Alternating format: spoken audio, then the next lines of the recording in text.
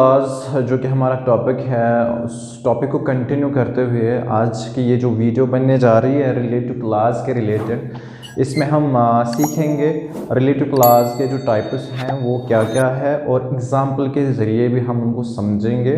और पिछले जो वीडियोज़ हैं हमने उनमें सीखा है कि रिलेटिव क्लास क्या होता है, उसके लिए एसेंशियल एलिमेंट्स क्या होते हैं, उनकी फंक्शन क्या होती है, फॉर्मेशन कैसे होती है, स्ट्रक्चर कैसे बनता है, उनका नेचर कैसा होता है, और फिर कम्बिनेशन के ज़रिए भी हमने ये देखा है कि रिलेटिव क्लास को कैसे बनाते हैं।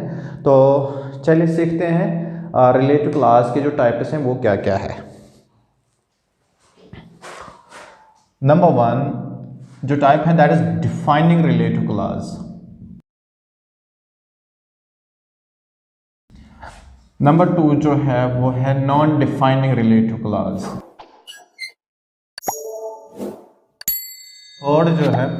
नंबर थर्ड जो है वो है कनेक्टिव रिलेटिव क्लास। तो dear tutors, one by one हम इन टाइप्स ऑफ रिलेटिव क्लास को हम विद एग्जांपल सीखेंगे। नंबर 1 आपका जो है डिफाइनिंग रिलेटिव क्लास, पहले हम इसकी एक डेफिनेशन लिखेंगे फिर आपको explain.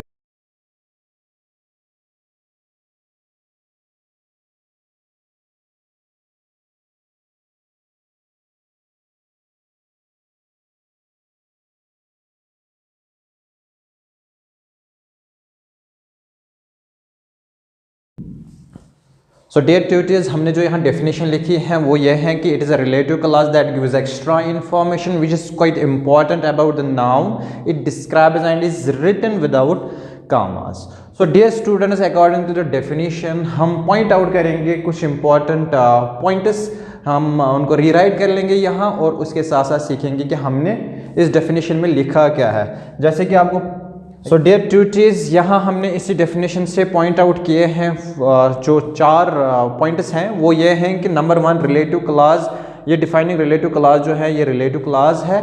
Number 2 it gives extra information, so जो ये डिफाइनिंग रिलेटिव क्लास है ये हमें एक्स्ट्रा इंफॉर्मेशन देता है। ओके, और ये जो इंफॉर्मेशन है इट इज़ क्वाइट इम्पॉर्टेंट। तो इंफॉर्मेशन जो रिलेटिव डिफाइनिंग रिलेटिव क्लास देता है वो इम्पॉर्टेंट इंफॉर्मेशन है और इसको लिखा जाता है विदाउट कामाज, यानी जब भी आप रिलेटिव क्लास लिखेंगे तो कामा नहीं करेंगे, अगर कामा नहीं करेंगे तो वो डिफाइनिंग रिलेटिव क्लास बन जाएगा। तो इम्पॉर्टेंट इंफॉर्मेशन से मतलब ये है कि जो रीडर है, जो राइटर है, जो पढ़ रहा है डिफाइनिंग रिलेटिव क्लास को या जो सुन रहा है डिफाइनिंग रिलेटिव क्लास को, वो ये समझे कि ये जो एक्स्ट्रा इंफॉर्मेशन रिलेटिव क्लास ने अबाउट द नाउन दिया है ये इम्पॉर्टेंट है दोनों के लिए, रीडर के लिए भी और जो लिसनर है उसके लिए भी ये इम्पॉर्टेंट इंफॉर्मेशन है। तो एग्जाम्पल से समझेंगे। For example,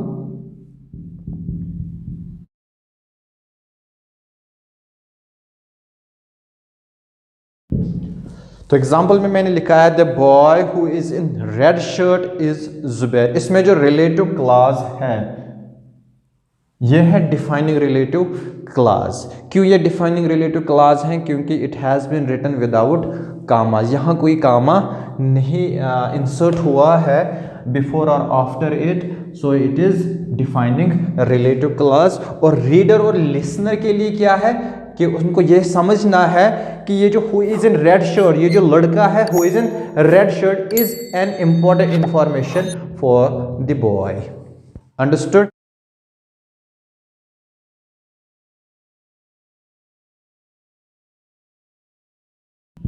I have a book which is on the table।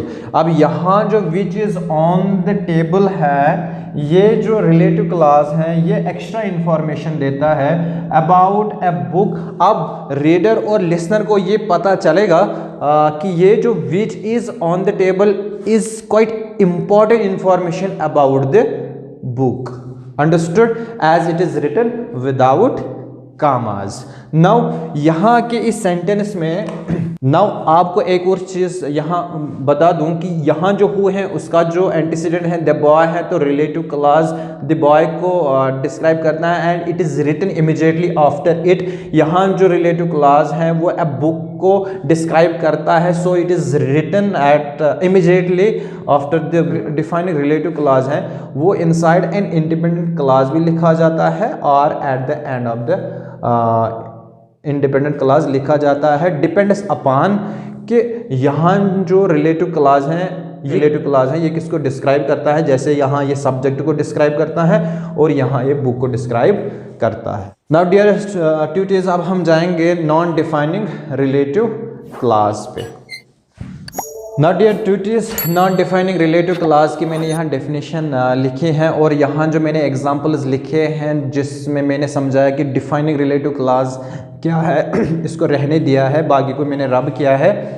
तो नॉन डिफाइनिंग रिलेटिव क्लॉज जो बाय डेफिनेशन है वो है it's relative clause that gives extra information, but this point is very important which is not important. मतलब जो information ये relative clause non defining relative clause देता है अबाउट एनी नाउन, वो इम्पॉर्टेंट इन्फॉर्मेशन नहीं होती है उस नाउन के लिए जिसको ये डिस्क्राइब करता है। And is written with commas, यानी जब आप नॉन डिफाइनिंग रिलेटिव क्लॉज को लिखेंगे वो विद कामाज लिखेंगे और ये एक्स्ट्रा इंफॉर्मेशन देता है, but that extra information is not important for the. तो इसमें भी पॉइंट आउट करेंगे कुछ इंपॉर्टेंट पॉइंट्स, ये भी रिलेटिव क्लॉज। तो चार चीज़ें, रिलेटिव क्लॉज, एक्स्ट्रा इन्फॉर्मेशन, ये दोनों सिमिलर हैं नॉन डिफाइनिंग रिलेटिव क्लॉज के लिए भी और डिफाइनिंग रिलेटिव क्लॉज के लिए, लेकिन ये दो पॉइंट्स जो है ये डिस्टिंक्ट क्रिएट करते हैं between defining relative clause and non defining relative clause. वो क्या है, एक तो ये जो एक्स्ट्रा इन्फॉर्मेशन देता है वो इंपॉर्टेंट इन्फॉर्मेशन नहीं है, और दूसरा कि ये इन्फॉर्मेशन लिखी जाती है, ये रिलेटिव क्लॉज लिखा जाता है विद कामाज, इसको कवर किया जाता है विद कामाज। और जैसे कि मैंने यहाँ पहले जो एग्जाम्पल्स लिखे थे, the boy who is in red shirt is Zubair, अगर हम यहाँ कामा करेंगे और इस रिलेटिव क्लॉज के एट द एंड भी कामा करेंगे, it becomes again the boy who is in red shirt is Zubair. अब यहाँ फ़र्क इतना ही है कि यहाँ जो who is in red shirt है ये इंपॉर्टेंट इंफॉर्मेशन नहीं है, अंडरस्टूड। और similar, I have a book which is on the table, अब जहां से रिलेटिव क्लॉज शुरू होता है उसके पहले आपको कामा इंसर्ट करना है, और अगर सब्जेक्ट को डिस्क्राइब किया रिलेटिव क्लॉज ने and if that relative clause is non defining relative clause, तो एट दैट टाइम आपको सब्जेक्ट और रिलेटिव क्लॉज को सेपरेट करना है, किससे, कामा से, और फिर उस रिलेटिव क्लॉज के एट द एंड भी एक कामा करना है। तो जैसे मैंने यहाँ कामा किया है। तो दूसरी बात, और अगर एट द एंड यानी इन कनेक्टिव सेंस में आपने नॉन डिफाइनिंग रिलेटिव क्लॉज लिखा है, तो रिलेटिव प्रोनाउन के पहले आपको या रिलेटिव क्लॉज के पहले आपको इंसर्ट करना है एक कामा, सेपरेट करना है इंडिपेंडेंट क्लॉज को और रिलेटिव क्लॉज को विद अ कामा। तो अगेन कामा से ये क्या बन गया, नॉन डिफाइनिंग रिलेटिव क्लॉज, मतलब इंफॉर्मेशन उतनी इंपॉर्टेंट नहीं है। अब जो तीसरा टाइप है वो है connective relative clause, very important ये भी है, अक्सर हम इसको ओमिट करते हैं लेकिन ये भी क्वाइट इंपॉर्टेंट है। आइए इसको समझते हैं, रिलेटिव कनेक्टिव रिलेटिव क्लॉज होता क्या है।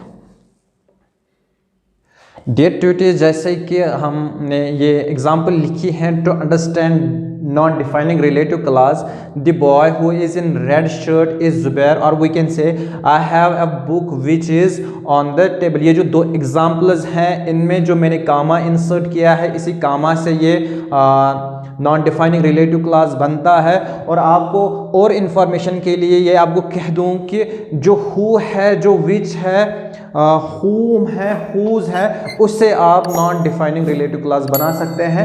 दैट से आप नॉन डिफाइनिंग रिलेटिव क्लॉज नहीं बना, बेहतर है दैट यूज़ ना कीजिए नॉन डिफाइनिंग रिलेटिव क्लॉज के लिए, क्योंकि that mostly defining relative clause बनाता है।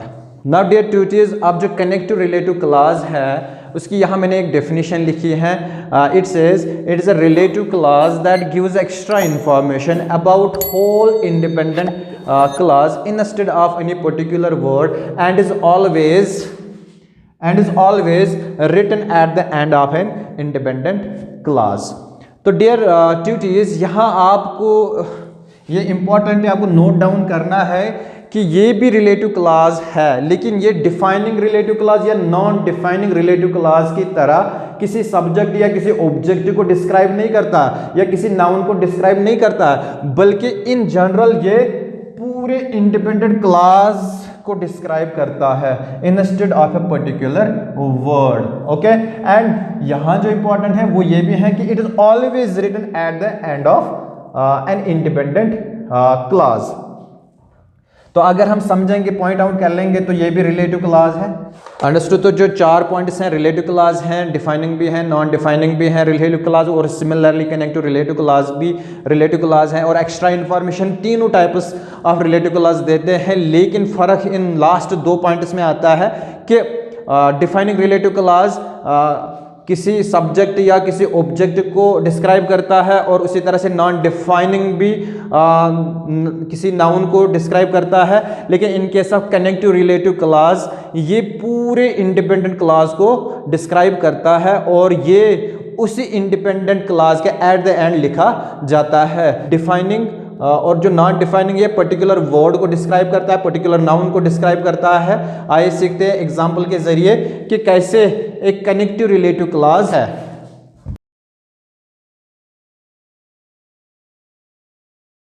फॉर एग्जांपल,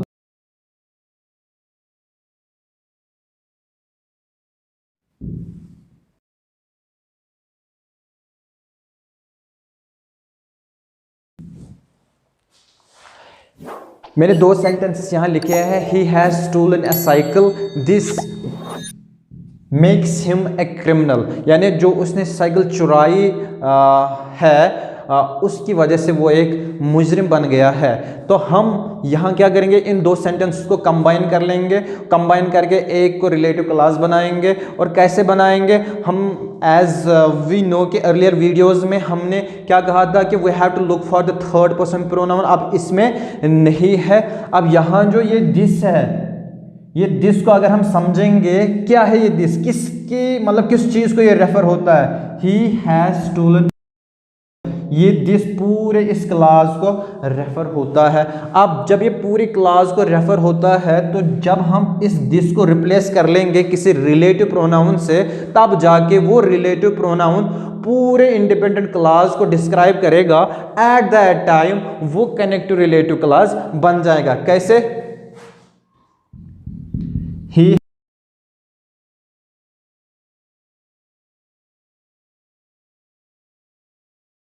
डियर ट्यूटीज, जब से हमने यहाँ इन 2 सेंटेंसेस को कंबाइन किया है, he has stolen a cycle which makes him a criminal, यहाँ जो विच है ये रेफर होता है पूरे इंडिपेंडेंट क्लास को। दैट मीन्स इस पूरे इंडिपेंडेंट क्लास की वजह से क्या हुआ, उसने उसको क्रिमिनल बनाया।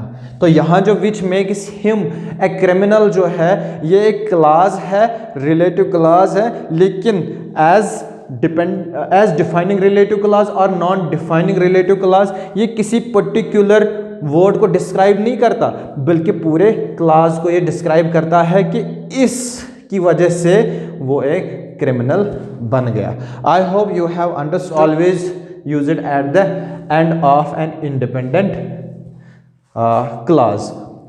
Relative clause extra information about whole independent clause ये extra information देता है, it is written at the end of an independent clause. So this is connective relative clause. अब हम कुछ exceptional elements के related सीखेंगे in the same relative clause.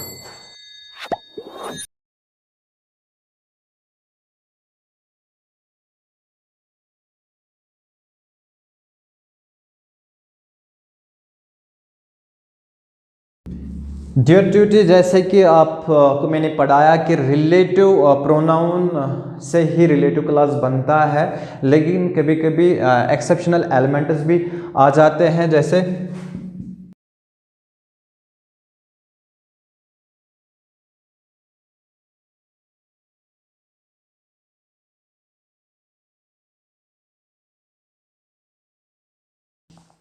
तो dear tutors, वो एक्सेप्शनल एलिमेंट्स में मैंने क्या कहा है कि relative clause might also be form by relative adverbs if they are referred to place and time.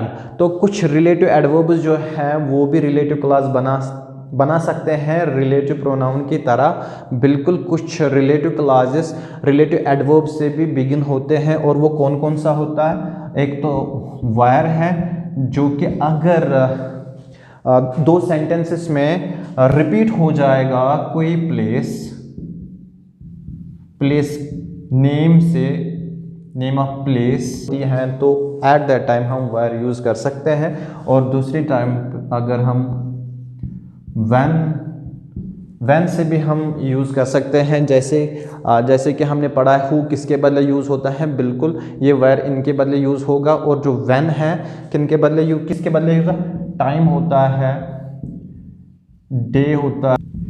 तो जब वैन टाइम को रेफर करेगा एट दैट टाइम, वहाँ वैन यूज़ कर सकते हैं। कंडीशन एक ही होनी चाहिए, अगर कोई जगह है वो प्लेस फर्स्ट सेंटेंस में भी होनी चाहिए, और जो दूसरा सेंटेंस जिसको हमें कंबाइन करना है उसमें भी कोई ना कोई हिंट होनी चाहिए। जैसे हियर से वो रेफर होगा जब वो सेकंड टाइम पे आएगा, देयर से या नेम से ही आएगा।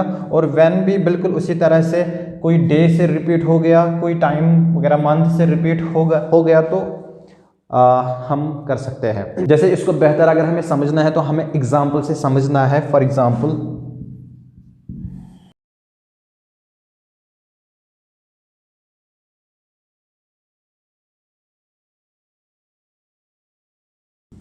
तो डियर ट्यूटर्स, जैसे मैंने यहाँ दो सेंटेंसेस लिखे हैं।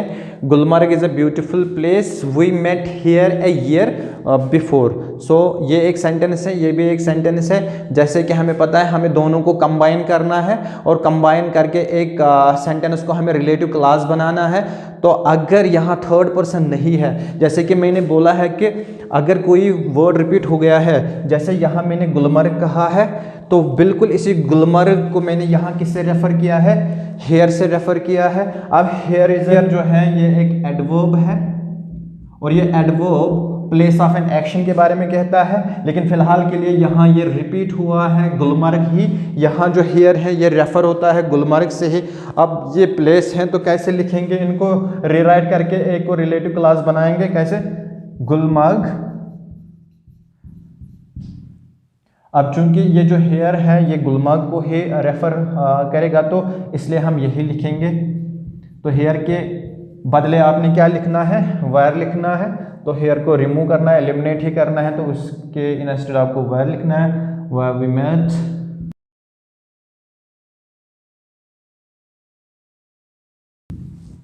Now dear tutees, Gulmarg where we met a year before is a beautiful place. तो यहाँ जो वायर है ये इसने रेफर किया है गुलमर्ग को, which is noun. So in this case where we met a year before is again a relative clause.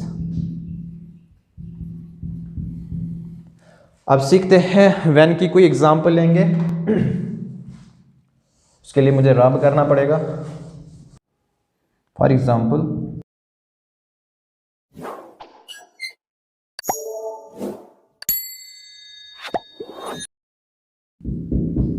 तो डियर ट्यूटर्स, मैंने अगेन यहाँ दो सेंटेंसेस लिखे हैं। It is 15th August the day India became independent. जैसे पहले भी हमने देखा रिपीट क्या हुआ है, गुलमर्ग हेयर के साथ रिपीट हुआ है। यहाँ जो 15th अगस्त है ये द डे के साथ रिपीट हुआ है। यानी हमें कोशिश करनी है उन दो जो रिपीट हुए हैं उन दो में से एक को एलिमिनेट कर ले, और मैच करेगा हम लिखेंगे, हम रिप्लेस करेंगे उसी मैचिंग वर्ड को उस रिपीटेड वर्ड के साथ। जैसे it is 15th August the day India became, यहाँ जो द डे है ये क्या है? ये है 15th अगस्त। तो अगर हमें यहाँ दोनों को कंबाइन करना है तो एक को रिलेटिव क्लॉज बनाना है, तो हम क्या करेंगे? इट इज़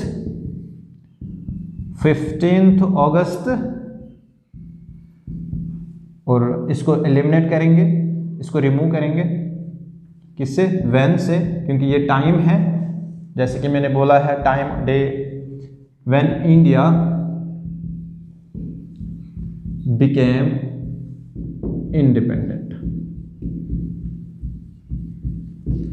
तो डेट टू इट इज़, अब यहाँ से जो एक्सेप्शनल एलिमेंट्स हैं, जो रिलेटिव एडवर्ब हैं, वायर और व्हेन जो है, इनसे भी हम रिलेटिव क्लॉज बना सकते हैं, बट कंडीशन क्या है, अगर वो रेफर होंगे किसी नाउन को। तो डेट टू इट इज़ इस तरह से जो हमारा रिलेटिव क्लॉज है वो कंप्लीट होता है। तो hope so you have understood it, और आप बहुत सारे एग्जांपल्स करेंगे घर में।